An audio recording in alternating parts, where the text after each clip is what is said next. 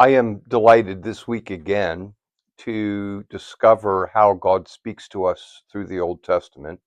Now that we've returned to ordinary time, the first readings at the Masses are generally drawn from the Old Testament, and each one, I think, speaks to our lives in 21st century America in a very particular way. This week, the reading is from the book of the prophet Jeremiah. Jeremiah was alive and ministered as a prophet during what might be the low point of the history of Israel.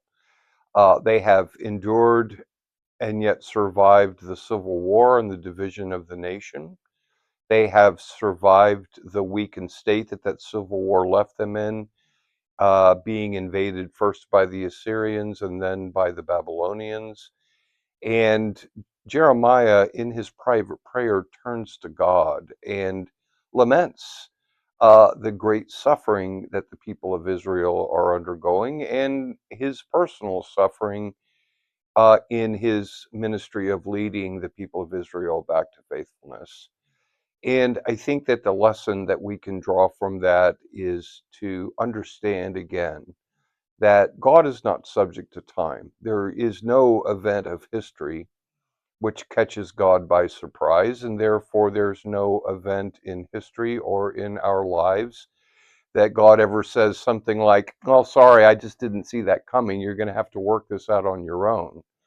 Not only is God present to every event of history, God speaks to each one of us in every moment on how to respond in a way that demonstrates our confidence in God and responding in a way that brings Him honor and glory. So, if you find yourself anxious, if you find yourself threatened, if you find yourself conflicted or angry, or God, when are you going to do something about the world? Or when are you going to do something about those people over there? Just remember the words of the prophet Jeremiah that we entrust ourselves to God who is already present to our future and who holds the answer to every one of our questions, the solution to every one of our problems, and the resolution of every one of our conflicts in his heart and in his mind, and is speaking to us now to guide us to being the witnesses and the manifestation of those answers, those solutions, and those resolutions in the lives that we live every day. And remember, God is who He says He is, you are who He says you are, and live the life that He created you to live.